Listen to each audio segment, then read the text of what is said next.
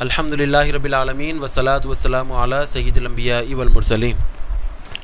یکم محرم الحرام کو سیدنا عمر فاروق رضی اللہ عنہ کا یوم شہادت ہے، تو اس مناسبت سے حضرت سیدنا عمر فاروق کی ایک کرامت کا میں آپ سے واقعہ بیان کروں گا۔ مورخین نے لکھا ہے کہ جب سیدنا عمر فاروق کے زمانے میں مصر فتح ہوا تو وہاں حضرت سیدنا عمر فاروق نے حضرت عمر بن عاص رضی اللہ عنہ کو گورنر بنا کر بھیجا۔ جب وہ وہاں پہنچے تو پتہ چلا کہ مصر میں ایک روایت ہے کہ دریا نیل جب خشک ہونے لگتا ہے، پانی کم ہونے لگتا ہے اس کا، تو مصر والے ایک کنواری لڑکی کو سونے چاندی کے زیورات پہنا کر اس کو ذبح کر کے سمندر میں ڈال دیتے ہیں، دریا نیل میں ڈال دیتے ہیں، تو اس کے بعد ہی وہ پانی اس کا بڑھتا ہے، ورنہ وہ پانی کم ہوتا رہتا ہے۔ چنانچہ حضرت عمر بن عاص کے زمانے میں بھی یہ واقعہ ہوا، ان کے سامنے ہوا، تو وہ لوگ پوچھنے کے لیے آ گئے کہ حضرت اجازت دیں کہ ہم اپنی رسم پوری کریں۔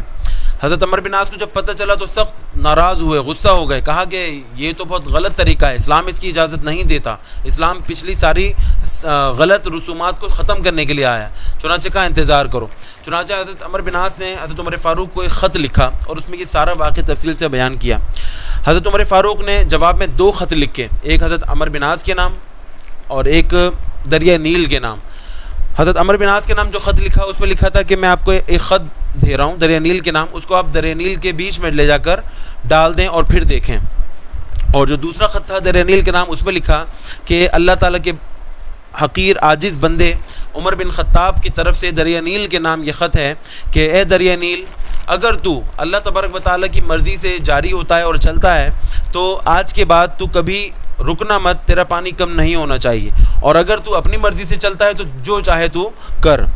یہ کرنے کے بعد مہر لگائی عمر فاروق نے اور وہ خط حضرت عمر بن عاص کو بھجوا دیے۔ وہ دونوں خط ملے اور انہوں نے حضرت عمر فاروق کے حکم کے مطابق دریا نیل کے بیچ میں لے جا کر وہ خط ڈال دیا۔ مورخین بیان فرماتے ہیں کہ جو ہی وہ خط ڈالا دریا نیل کا پانی بڑھنا شروع ہوا اور جو اس کی مقدار عام مقدار تھی وہاں تک پہنچ گیا اور ہمیشہ کی طرح جاری و ساری ہو گیا۔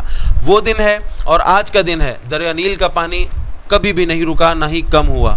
الحمدللہ رب العالمین۔ سیدنا عمر فاروق کی بے شمار کرامات میں سے ایک یہ کرامت تھی۔ دعا میں یاد رکھیے گا۔ السلام علیکم ورحمۃ اللہ وبرکاتہ۔